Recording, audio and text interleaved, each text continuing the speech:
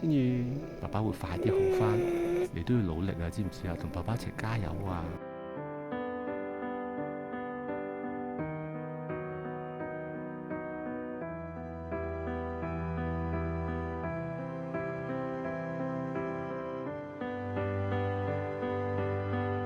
即係我自己都話，我一次過要 KO 兩個大佬，一個就係抑鬱症，一個就係癌症。我第日上到天堂，我唔想話俾個女聽，因為我怕麻煩，嫌麻煩，嫌辛苦而放棄咗幫你追討。呢個係我可能亦都係最大能夠令我堅持到今時今日嘅原因。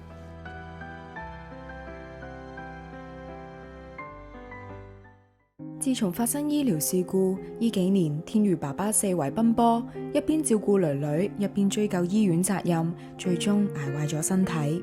其實我係5月份嗰時候發現右手臂啦，老鼠仔下邊嗰個位啦，有嚿細細地嘅嘢，好似好細嚿，以為自己拉傷咗啊。7月中左右就知道係惡性肌肉瘤啦。佢就話係有3種毒性嘅，高中低咁樣，我係屬於高嗰隻，即係個擴散風險係最高嗰隻。啱啱佢哋知道嗰時，當然係好震驚啊。咁但係其實我都唔係驚自己死，我就主要係擔心屋企人。阿女而家就植物人狀態，又未幫佢討回公道。我太太有抑鬱症，阿仔仔都係有自閉症啦。身邊裏面3個都有各樣各樣問題嘅話，咁佢哋點算咧？咁就變咗我自己心裏面都放唔低，就變咗好想去多啲去醫院。就咁樣包住佢，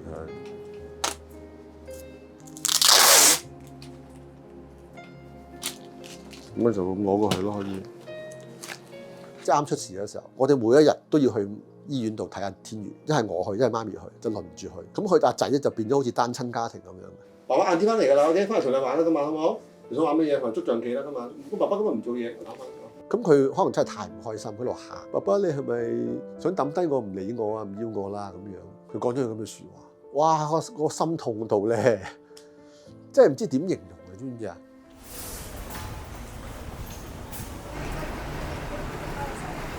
唔該。日本呢個508，冇嘢食得㗎啦，我都。有。唔得。唔飲啦。中醫就話牛肉啊嗰啲又唔好食啦，蝦啊嗰啲毒嘢又唔好食啦。咁所以我揀咗個叉燒滑蛋飯啊嗰啲。而家連出面啲凍飲我都唔敢飲㗎啦，飲水算啦。呢幾年裏面嘅話，事實上都好多唔開心嘅事情，好多時候屈埋啊咁樣，終於不出個病咯自己。最差嗰時候就成日無端端喊啦，一日喊4、5次，你可以坐下小巴又喊。食下飯又會喊，同埋個人睇嘢好灰，即係覺得呢個世界係真係好似冇晒希望啊，對所有嘢都冇晒興趣。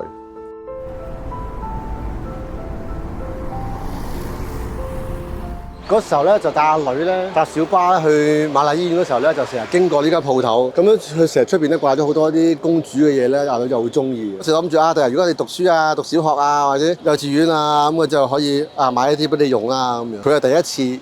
亦都係唯一一次入戲院睇戲，就係同佢睇嗰度《福神》第2集啦。嗰時係幾多歲？4歲左右啦。你要唔要禮物啊？要。爸爸買俾我啊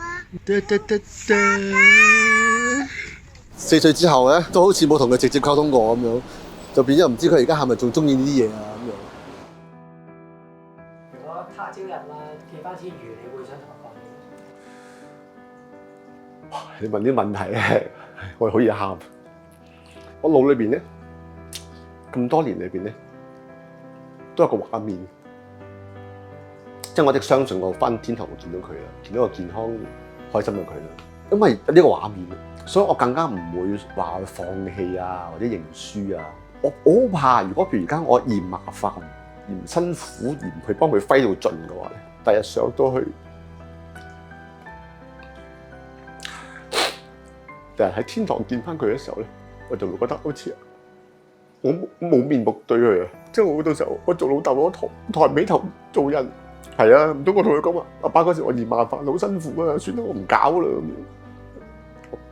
我唔想答佢。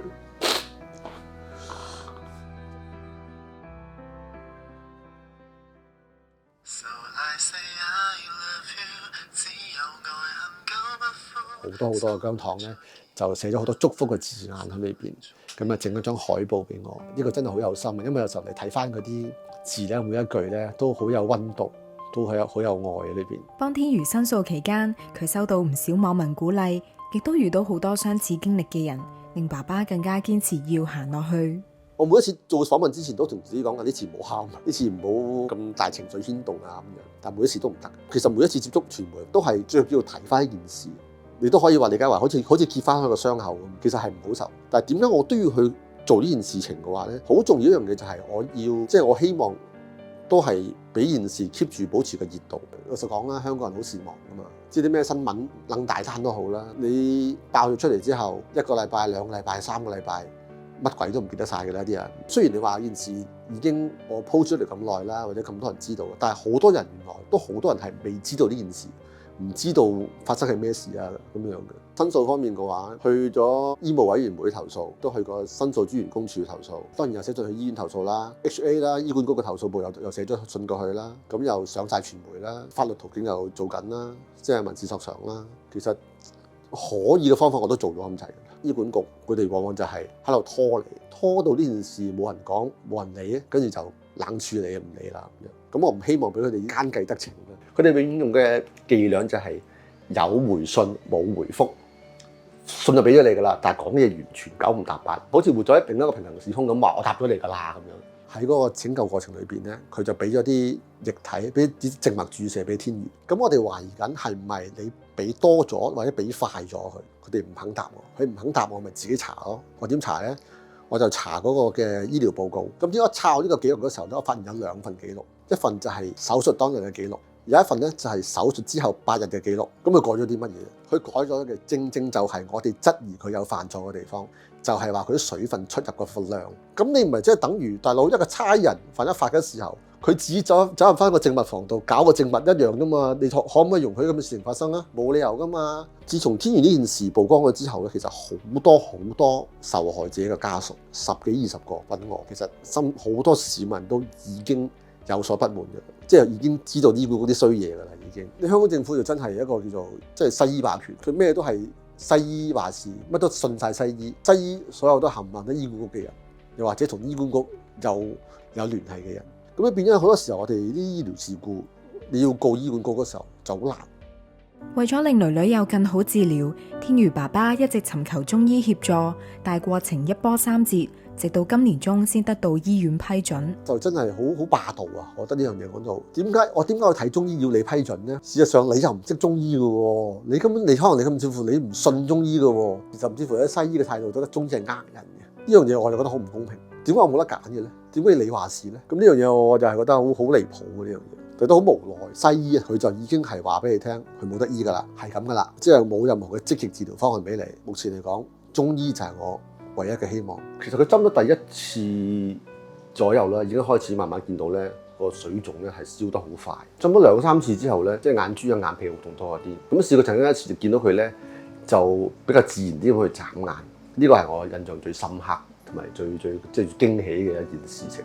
我都睇過個故事，大陸嘅一啲醫院又係植物人咁樣，佢想俾啲中藥佢食，佢食唔到吞唔到，需要個西醫幫佢開個胃造口，然後吊啲中藥落去。咁呢啲唔係中西醫結合咯。我相信即係既然2種嘅醫學都能夠流傳落嚟，或者都係一定認受性，一定有佢可取嘅地方。天宇爸爸而家積極接受中西醫治療，希望有機會再接囡囡返屋企。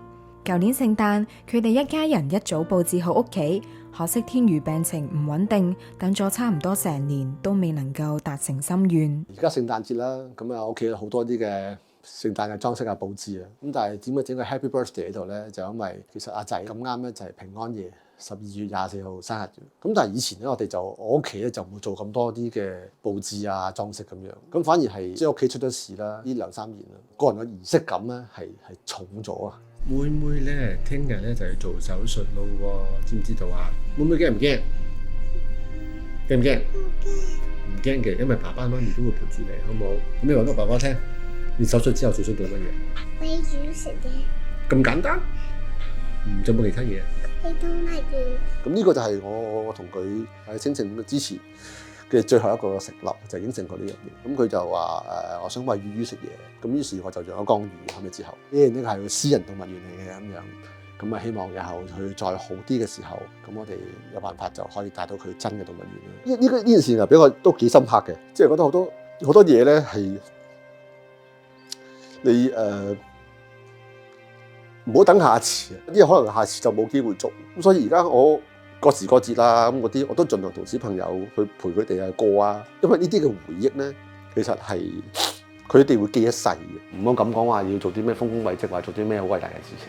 一家人齊齊整整、平平安安咁就係可能係我嘅夢想嚟㗎。而家唔好話放負啊！你真係問我遺願嘅話，其中一個一定肯定係會幫天如攞翻公道，呢個係好重要嘅。咁可能亦都係因為到今時今日為止，我呢個心願未完成啦。